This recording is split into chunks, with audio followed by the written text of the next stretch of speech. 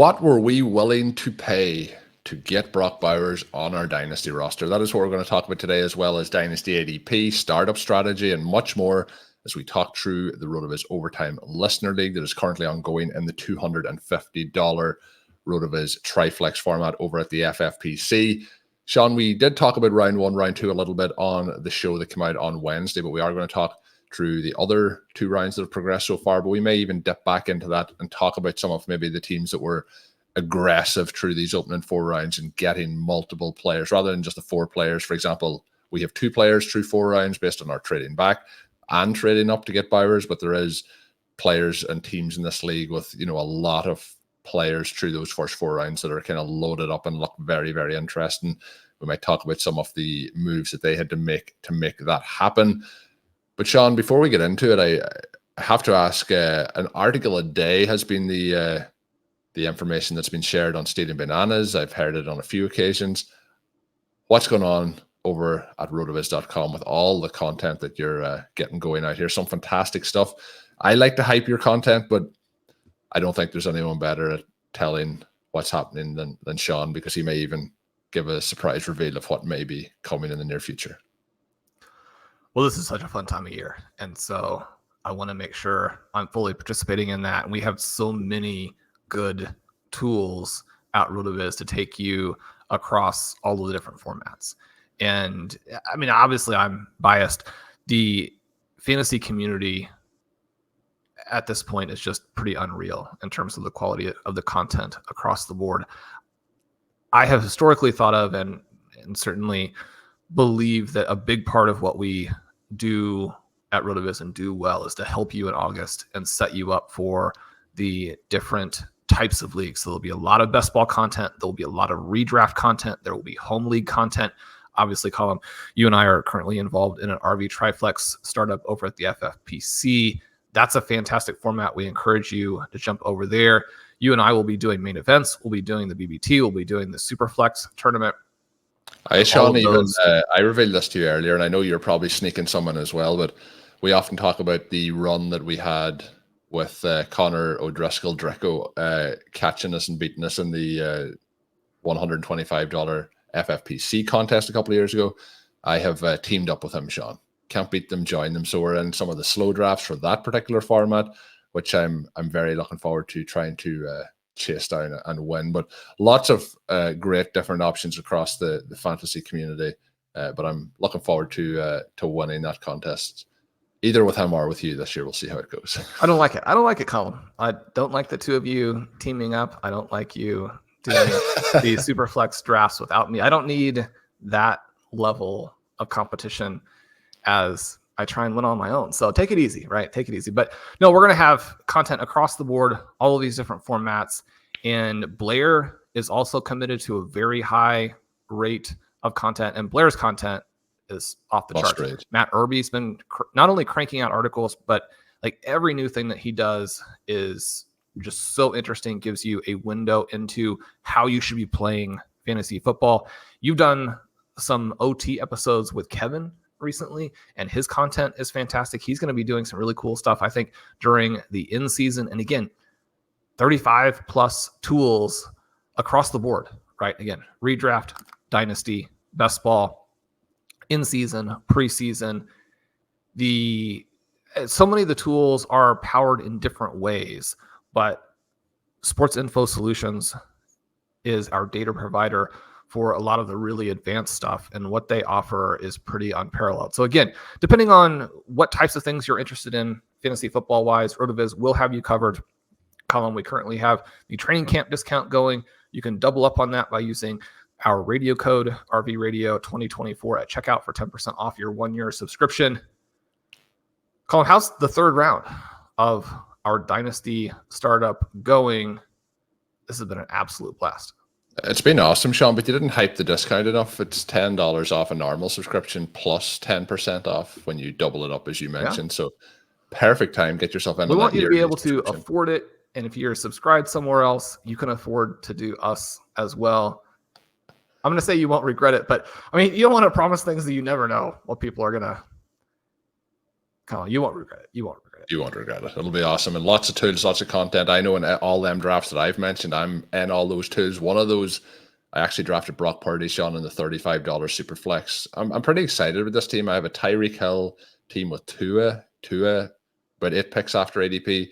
And I was able to see that I had, outside of one other team, the lowest ADP slot for Brock Purdy over the last month. So that was pretty exciting when he fell to me. Also has George Kittle and Jamar Chase on that roster. So I'm off to a pretty hot start in that. But using the Again, tools, I'm telling you, I don't like it. we're checking where you can get those edges across the drafts and so on. So you're covered for all the different formats. But let's get into the draft, Shawn. We have talked through it so far through the opening 2 rounds, which off we came through with Jaden Daniels after trading back from the 105 to the 112. Then we traded from the 112 back to the 108, picked up some future capital, picked up some more picks in this draft. And one of the things, I guess, to highlight at this particular point of, our strategy, when we're looking at the strategy, we had no first round pick because we traded back twice. We had our second round pick. Then we did trade up, Shawn. We'll talk a little bit about the trade up in a second, but we traded up for Brock Bowers at the 303. And then we have traded out of the 4th round again. But that leaves us in a situation whereas the 4th round is now at the 412. In the 5th round, we have the 505, 506. In the 6th round, we have the 601, 602, 603, 608. Then in the 7th round, we have the 705. 9th round, because we've skipped out of the 8th round again, but 903, 905. And then in the 10th round, we have the 1008, which is going to leave us through that opening portion of the draft, something we talked about on the kind of prep session, talking through startups. We're only going to have 2 picks through 4 rounds, but that's going to lead us then with a huge amount of draft picks through those 10 rounds. But it's going to give us a lot of options through these mid rounds, along with the other picks that we've picked up and the capital that we've picked up. So interesting to try and fill up on those picks from kind of rounds 5 through 10. So Shawn, any concerns, I guess, in the balance, just from a strategy perspective, of having 2 picks through 4, but then kind of balancing that out with a lot of picks through these opening 10 rounds, but a lot of kind of control in this area? And mentioning, those particular picks where we have the 505 and the 60 or the 506 paired with the 4 picks in the 6th round means that over that portion from the 505 to the 608, we are going to have 6 picks. But I would imagine there is going to be some of those that we move about in, which again will allow you to potentially add more to your either pick total or pick swaps, so on and so forth. That'll help us get into position for some more of those players. And what this is going to pretty much set us up to do, hopefully for this season, is give us a team that ends up with maybe not as much top end firepower, but a lot of strong depth. How are you feeling with our overall strategy? And then I'll let you go into to reveal the entire haul that you give up for the Brock Bowers selection. Yeah, so you mentioned 11 in the first 10. That doesn't really jump out as being that dynamic, especially when you only have 2 picks in the first 4. But where it kind of separates is that we have 8 in the first 6. Yeah. And then by the time we get through 10, we'll probably have had more than 11. We may have 13, 14 picks, because you can continue to move down a little bit here as different drafters get to a point where they see tier breaks, right? So we tend to think of the opening rounds as being the ones where you can really make moves, but we've tried to move into rounds 5 and 6, knowing that those picks also end up being very valuable. They're going to be picks where there's potential to move them for future first rounders in some type of mix, but you continue to move back. So you look at ADP for the tournament, and through about the middle of 7, there are players where if you have additional picks through 7, you're going to be pretty excited. There's a little bit of a fall off then at that point where the receiver value has diminished. The receivers who are left are either old or very high risk. Now, that doesn't mean that you can't pick receivers in that area and have it work. It just means that what you're buying is substantially different than the players who were available a little bit earlier. The thing that will be interesting to track as we move through this draft is how much that wide receiver sweet spot is moved up. Because we talked in the previous show how the first 2 rounds were closer to ADP than they were my rankings. I think that that's going to change slightly as we get into this next range where receivers are still undervalued and certain receiver profiles are undervalued. But there's only so much adjustment you can really make because the other players who are available in this range are going to be some of the quarterbacks like Hawkinson, Andrews, and Kelsey. There's a limit to how far those guys fall or should fall. You have running back names like Etienne, Barkley, Kyron Williams, Jonathan Brooks, Kenneth Walker. There's a limit to how much those guys are going to fall. And then because there's been a reasonable amount of quarterback aggressiveness to this point, when we're in this range where names like McCarthy and Young, Nix, Levis, Cousins, Deshaun Watson, where they go, I don't know that we're going to see them be able to fall that much either because the drafters who are weighted at some point are going to feel pressure. That again makes this area through 7 rounds very, very appealing. And then you have the tier breaks and you have multiple tier breaks after that. Now, there's still interesting players. And especially if you're in a win now mode, there are guys like a Cooper Kupp, an Amari Cooper, a Deontay Johnson, a Chris Godwin, a Calvin Ridley, Hollywood Brown, those types of names that you can use to round out your roster. So one of the things that a certain style of drafter likes to do is to lock down those QB positions and then be more willing to take some of the veteran receivers and win now, but with a QB foundation that allows you to win in the future. It's not exactly the way that we prefer to do it, but it is a very functional way, especially if you execute your plan precisely and have discipline in certain ways, right? One of the things that's so fun about Dynasty and certainly Superflex Dynasty is there's not just one way to win. What you want to make sure that you do is have a coherent plan that you then execute with discipline, right? And so that part of it is going to be a lot of fun as we move through these rounds. Colm, a lot of the trades have been kind of wild and crazy. And so we'll see what happens from a trade perspective as we move down as well. One of the things that you do have a little bit when you have 16 trades through these first 4 rounds, as we referenced on the previous show, is that some of the aggressive move up teams, of which there have been more than maybe I was expecting, they will have spent a lot of the ammunition that they have. And then it's a matter of what are the teams who have either traded both directions or have moved down to that point, what are they willing to do as they interact with each other? But the other thing that's been a little bit interesting here is that we haven't had a lot of round 1 movement, or I should say future first movement. That could still come into play with some of the teams that have traded up in other ways to this point. They might get to a juncture of round 5 or round 6 where they're like, I've already moved up as much as I can without spending the future draft capital. There's a guy here that really supercharges my win now build and doesn't hurt me for the future, right? It's win now, win in the intermediate, and then if I execute properly and I'm one of the better players, then I win in the future too, right? I can do all of those things and I feel comfortable spending that future first because at this point, my team is really starting to look like it will be among the top 4. So I'm moving the 1-9 through the 1-12 as opposed to maybe moving the 103, something like that. One of the things you and I have talked about is that you can get overconfident and it can really come back to bite you when you're wrong.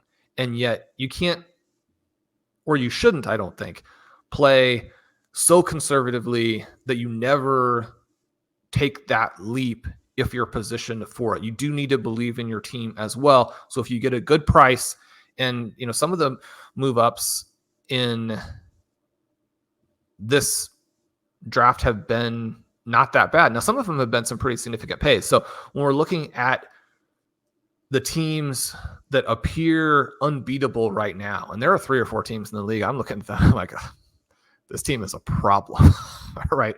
And so even as you're moving back and you're preparing for maybe a more intermediate look at it, you don't really want to see these teams and feel like, well, this team is a problem. I think the only thing kind of offsetting that is that some of those teams now are not going to have a lot of picks between round 5 and 10. And so there will be a little bit of a rebalancing. You have to execute. Yeah, even though some of the teams, like there's one of the teams that we've talked about in the league chat that is a Lamar Jackson, Bijan Robinson, Breece Hall team.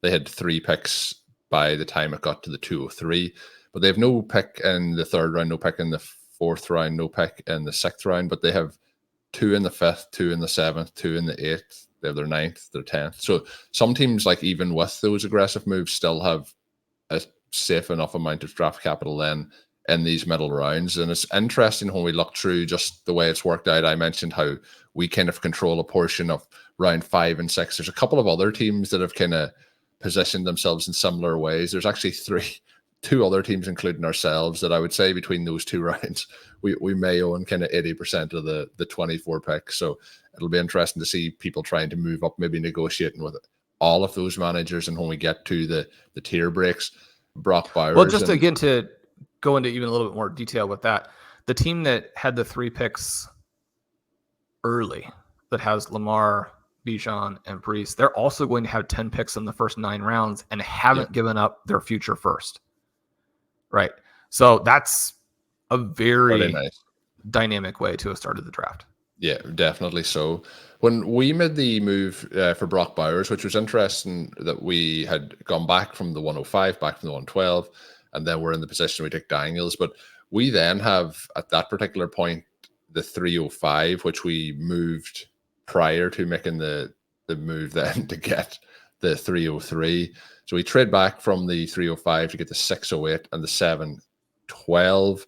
But with that, then it was the 712, the 310, and our 2020, well, not ours, but one that we had acquired, the 2025 4th round pick with the 303 and the 903. So, Shawn, to kind of half around a 7 pick move up, a round and a half move back, and then giving up the 4th round pick. And you mentioned about the cost of kind of doing that, but based then on moving out of the 305, we've kind of moved around a lot of pieces to move up 2 picks overall. The question I'd have is, I think the pay that we did, like it was a reach based on ADP there for Bowers, but based on our expectations for him as a prospect, I think it's at price or below price. And then the part, I guess the question is looking at those 2 trades, which were basically 2 days apart. Do you think that we would have been better to be at the 305 and to try and move up those 2 spots, or do you think it's all kind of washed out in the end as a kind of would be the same difference either way? I think you have to take the trades when you get either what you might consider a good price or if it allows you to accomplish your objectives. And so we know that we're going to be moving back a lot in this draft. We know we want a lot of picks in that 5-6 range. And so to be able to pick up those selections is crucial. So we go ahead and take the 305, trade back. That pick turns into Dalton Kincaid. Kincaid is the guy we think could finish as the overall tight end 1 and perhaps even gap the field. It's a strong selection there to go with a team that has 3 foundation quarterbacks. So again, one of the things that this team is looking at is how do you get another foundation piece, and then knowing that wide receiver in some ways can be addressed with volume. And so that is a fascinating start. And I think, again, a dynamic start if you then go and execute on your receiver picks later. So you can see the thesis that they have for the draft really starting to develop, and you like that Kincaid pick as a tight end piece that you can't get otherwise. Would 3 foundation quarterbacks be something that have you attempted that in any of your drafts over the last 18 months, or is that something that you're generally trying to trade back from at those particular points? Well, I think that you can do it and then take a veteran approach, sort of like we talked about a minute ago, where the foundation quarterbacks allow you to set the stage for having less talent and more veteran talent at the other positions. The other thing that it does allow you to do is that, and quarterbacks have been expensive in this startup, I would say. But once the startup is over, then quarterbacks are extremely expensive simply because it's difficult to move them numbers wise.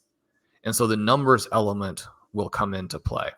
So the reason as well that I'm very interested to see how the rest of that particular draft plays out, because in this format you can only draft 3 quarterbacks. So then there could be a point later in the draft where there's somebody that they really like who is standing out as a piece that would be extremely valuable at a very big discount, but you cannot add that additional piece to it. So I guess being locked into 3 of them to 3 rounds would be like something that I wouldn't have contemplated, but I'm intrigued to see how it works out. Yeah, and I think this drafter would suggest that that's a very small price to pay, that loss of flexibility, in order to have the certainty and also the trade value that you get at that point. If you are in a situation where all 3 of those guys remain healthy, because one of the issues that we do run into with the quarterbacks, certainly have the last several years at a very high level, is just so many injuries. And one of the reasons that I don't necessarily like to go with the 3 QBs is that with a shallower roster, the opportunity to pick up quarterbacks who really score, quarterbacks like a Joe Flacco, like a Brock Purdy the year before, quarterbacks who really score, that opportunity exists in season. And so the 3 QBs functions in some ways similarly to a robust running back attempt to deal with running back injuries through volume. The difference is that these QBs can hold their price for a very long time or hold their value across a long window when you think about where Caleb Williams, Joe Burrow, and Brock Purdy are from an age perspective.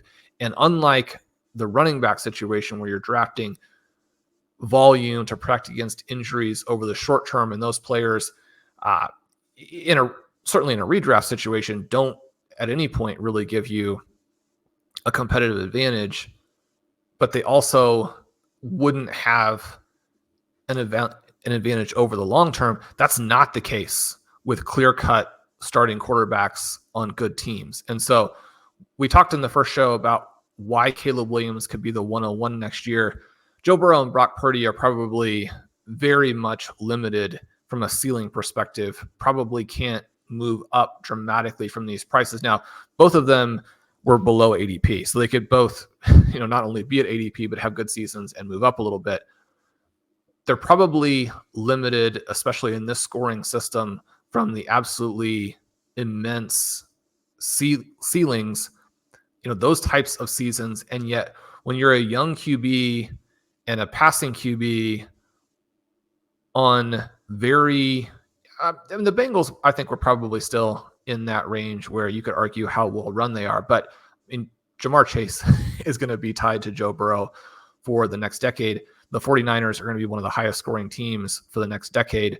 Those guys have such high floors that it's not just addressing potential injuries with volume right now, but what that means over the next decade. You're just so well set up for the future. So those would be the counterbalancing elements. We look at these trades that occurred in round 3, and round 3 is fascinating because it has players like Chris Olave who went well below where I have them ranked. You have a veteran wide receiver like AJ Brown, who still is maybe not as old as people, might intuitively think. In the middle of that round, he could be the top wide receiver. You have Trevor Lawrence falling a little bit, but then you also have Bowers, Kincaid, and Pitts. And Bowers, Kincaid, and Pitts are very interesting because tight end changes significantly after that point. You have 2 more tight ends in Mark Andrews and George Kittle, who also don't go in round 4. And so it would make a lot of sense for drafters to say, well, we could get them multiple rounds later, and they're actually going to score more this season. And as a result, they'll probably hold their value even into 2025 very well because of some of the history at the tight end position where the high scorers have scored well into their 30s, and because they're coming off of a season where they scored a bunch of points. So you get both things, right? You get current scoring and you get a player holding the value. The flip side of it just is that you do have that risk where if you have injuries from these guys, and the problem that has come up for Kittle and Andrews has really been more injury related than specifically age related, although there's going to at least be a very mild correlation there. But the injury with the age, those two pieces together are things that Blair has demonstrated are risks that you don't necessarily want to stack even in redraft. And so we think about it from a dynasty perspective, and that's tricky. Again, Dynasty is so much fun because there's that tension between where do you take the stars who will help you win in 2024, and if they have the season we expect. You can look at redraft ADP to know what the expectations are. Then they probably don't lose much value, even though they're arguably undervalued to start with. I mean, that undervalued element allows them to crawl back up or to hold serve even as they get yet 1 year older. Christian McCaffrey is the guy that we did a full show on. He goes at the 307. Again, we've mentioned that was part of a trio of picks for that team that were below both ADP and rankings. It's an interesting pick as the 4th overall running back. The prices on the running backs here demonstrate the risk at RB in terms of how they hold their value. Achane goes at the 311. Matt has an interesting article up on him in terms of a dynasty perspective, strengths, weaknesses, risks. I'm looking at Achane as being in the middle of round 3 for me based on the rankings. He falls to the end of round 4 in drafts. I guess I would argue that is weird. I think that where he goes in our draft makes a lot more sense.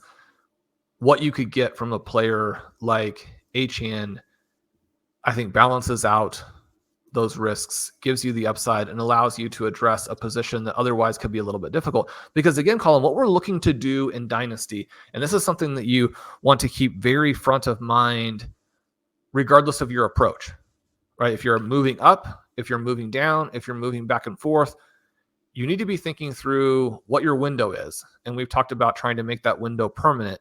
But within whatever the window is for your approach, you need to be building a team that is better than really any possible redraft team. There are a couple of teams that seem headed in that direction in this draft for the 2024 season. Obviously, there are a lot of teams that are hoping to still pull that off. When you're moving down, there is a lot of free will, if you want to look at it that way from the perspective of what you could still do. But how do you build the better than any possible redraft team? Achane at the 311 would seem to be a part of it. We're going to have a lot of shots at cheap running backs who will score late. But even though the Triflex has a deep starting lineup, and that's one of the reasons people love it, having players who score well above the average starter, I mean, those are the guys who win for you. And so even if you have some risks in terms of future value, being able to dominate the starting positions still very much matters. The other part, looking through just the players that went below ADP and below your ranking, Shawn, some of them like Drake London in this draft did, but the ones that are really standing out to me, you mentioned Jonathan Taylor, Christian McCaffrey. I can see that for the veteran running back element potentially being part of that. But the Miami Dolphins, Jaylen Waddle goes below both ADP and the rankings. Tyreek Hill goes below both. And as we are recording at this moment in time, Tua hasn't been drafted, but he is already below both the ADP and the rankings.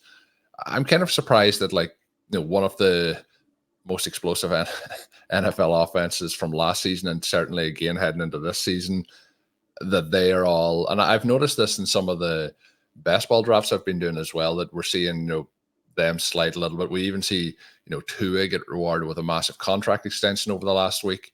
I'm interested that there isn't as much of an appetite to get him at least at ADP, or now that we've gone a couple of picks below that. At this particular point, we're leaning into 9 to 10 picks after where his ADP in this particular format would regularly be. Do you think that's just a coincidence? Do you think there's any reason that that will be happening. I'm still very happy to have all of those guys on rosters here heading into this season. And the other part is like there's obviously Hill is in the veteran category, but still I expect him to continue doing what he's doing for another couple of years, and below his ADP becomes very interesting that they're all kind of sliding a little bit. I would imagine it's just coincidence of the draft room, but just thought I would ask. The Dolphins bring this controversial element despite their explosiveness, because so much of that scoring last season came from Raheem Mostert. And very legitimately, drafters don't know how to approach that for the coming season. They don't know how to value him. And as a result, you don't know how to value Achane. And in a weird way, you also don't know how to value Waddle. Because one of the things that you have to have happen for Waddle and Tua to fulfill the promise that you and I have certainly believed that they have is you have to have a little bit better ratio of passing touchdowns to rushing touchdowns. There's a very strong argument that last year was fluky from that perspective. Yeah. And that you would expect some of the long touchdowns this year to come from Waddle, another guy who has got his contract, right?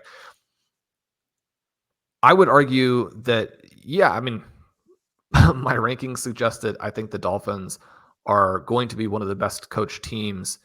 They probably should be going a little bit earlier. And yet, one of the things that's so fun about these drafts is you don't know what's going to happen. There's nothing flagrant about where they're being valued.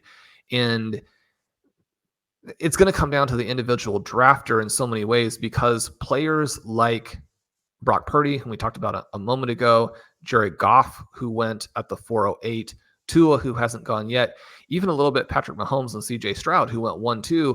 And that's controversial in part because in this format, those two QBs are going to have a lot harder time scoring on a normal type of season, even for them, than Josh Allen and Jalen Hurts, who went the 2 picks after.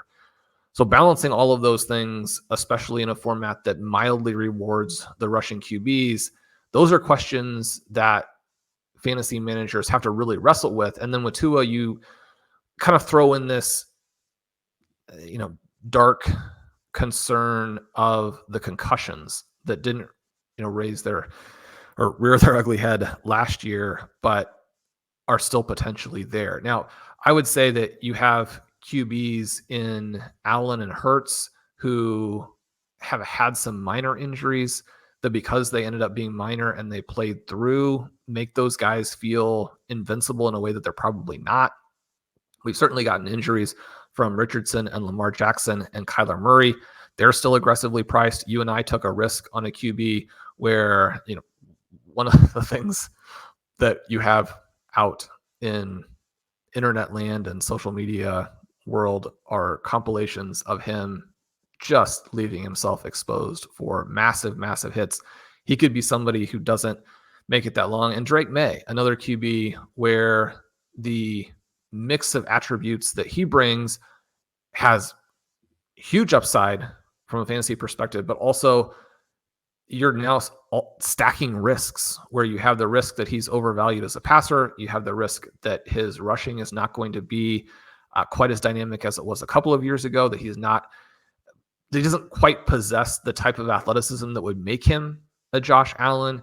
If you lose some of those hybrid things and he's not an elite passer and he's surrounded by weaker weapons, at what point do you actually get your Drake May thesis? So a quarterback is so much fun because of the way that it influences and affects everything else in these startups, but also because there are tensions and there are trade-offs as you're looking at the passing QBs versus the hybrid QBs.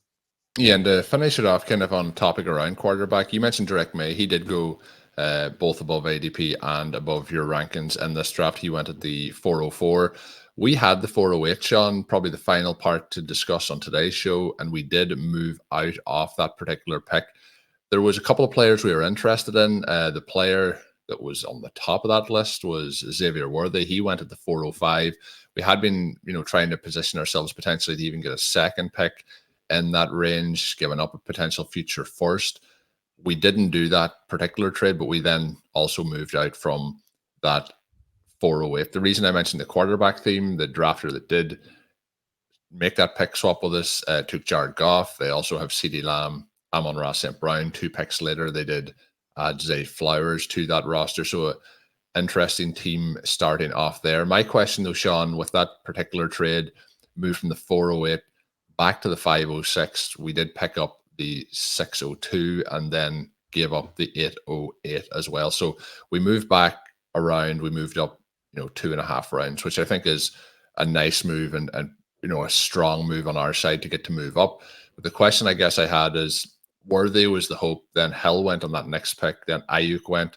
But once Worthy went, we were ready, I think, to move. Some of the other players that would have been in conversation there were Zay Flowers, potentially even Tank Dell. They went at the 210, 211. Jonathan Taylor, who we talked about already, went at the 410, 411. And then Jonathan Taylor was at the 409. But was there any players, and since we moved out, that have gone as a Flowers or a Dell, for example, that you kind of hope that we had stayed or would have rather to stay at the 408, or just the offer that we've picked up there was too much to turn down? That one for me felt like a fair offer, but from when Worthy went, I was happy to kind of move back in to see what comes to us at those other spots, and also to give us the capital, as we mentioned, to potentially move again and to continue to snowball that draft capital. This is a team that is going to be near and dear to my heart because their team name is "The Bums Will Always Lose," and so that's just an all-time great line. It's an all-time great team name. They had started CeeDee Lamb, Amon-Ra St. Brown, so this team has the double foundation, the double superstar wide receiver. You love to see that. It would be interesting to know exactly what their thought was on moving for the 408 that allows them to get their first quarterback. I think there is, potentially a little bit of trepidation there as Goff goes as the QB 17. If you don't have a quarterback, they make that move with us. They end up with the 8th round pick. That is an easy way to kind of build a cutoff and say that even with making that move, they're still going to have 9 picks in the first 8 rounds. And so if they execute the 7, 11, 12, the 802, and the 808, I think that works out very, very nicely for them. This team doesn't have a tight end, doesn't have a running back. Some of those veteran tight ends that we talked about could be headed to this roster later. When you're talking about the 7-11 through the 808, that would be a very strong area for upside running backs. So again, this is a roster where you're seeing the thesis develop and you can understand what they're trying to do.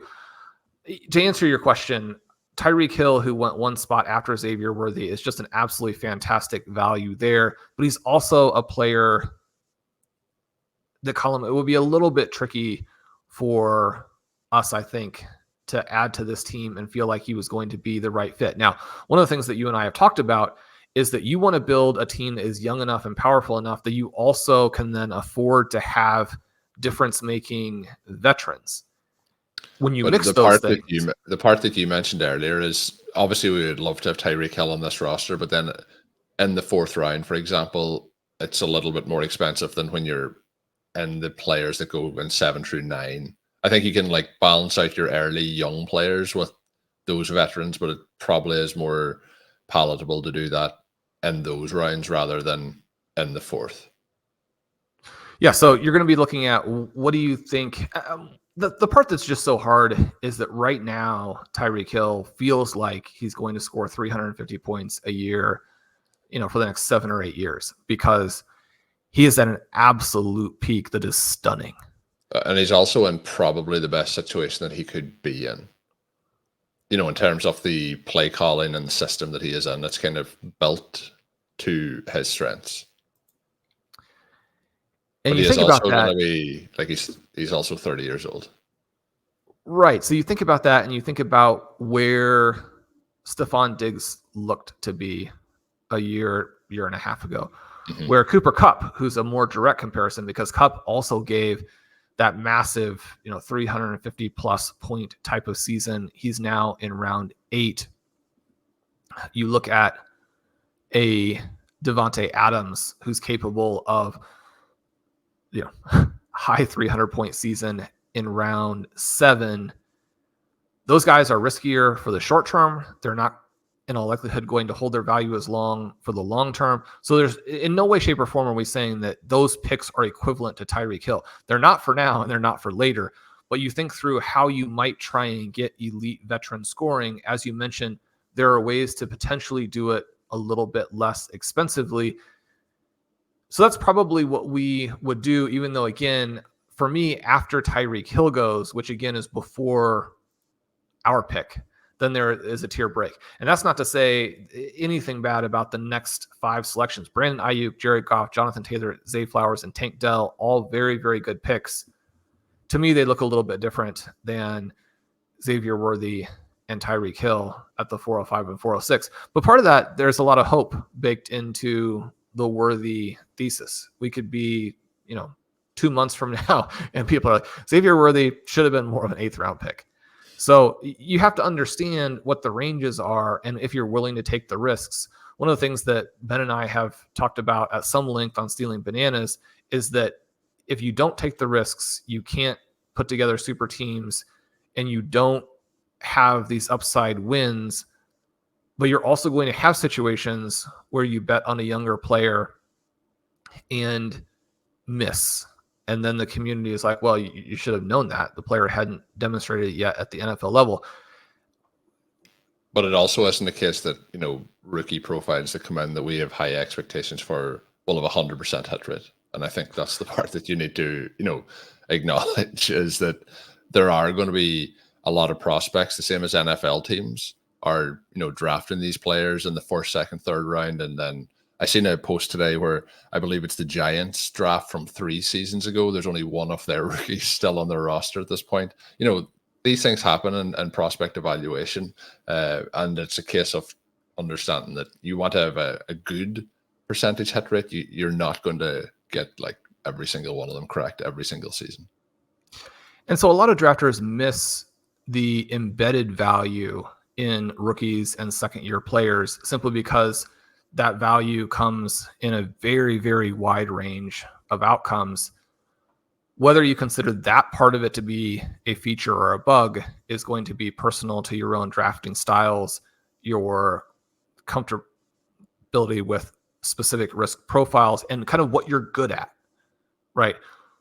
Lean into the things that you do well, but if you are giving up a complete area of value and upside, that is potentially problematic. Now, again, there are going to be some drafters who are so good at executing and not making mistakes with fairly safe picks. And Tyreek Hill is a safe pick in this specific moment in this conversation. Again, we think that he's undervalued, but you can look at other types of plays that are not as straightforward. And there are going to be drafters who execute those types of things very well. Understand your strengths and weaknesses, lean into those types of things. Colm, let's just leave the listeners again with the exhortation to draft teams that they like and to have fun. If you like the picks you're making, that's going to give you an edge. Yeah, it's definitely going to give you joy anyway, Shawn. That's the part of it. Until we can't promise joy when the NFL season starts, but we can promise it throughout the offseason. But getting those little edges is the way to build those super teams as well, as Shawn mentioned. But don't be afraid to take those risks, because that's what pushes you to the championships at the end of the season. But that is going to do it for this episode. We're 2 shows talking about the draft. We will have some more comments on them as the weeks go on here. The draft will take a couple of weeks to progress through, but it has been a huge amount of fun with the OT community. If you have any questions that you would like to hear on RotoViz Overtime over the next couple of weeks, we'll have lots of different content from drafts themselves to different topics to cover, player news and so on. So there is lots coming up, but if there's anything you'd like to hear, let us know on Twitter at Overtime Ireland or emailed across at rotovizradio@gmail.com. My name is Colm Kelly. You can follow me on Twitter at Overtime Ireland. And of course, check out all of Shawn's work up on rotoviz.com, along with the rest of the team. Lots of stuff going up there on a daily basis. And until we are back, have a good one.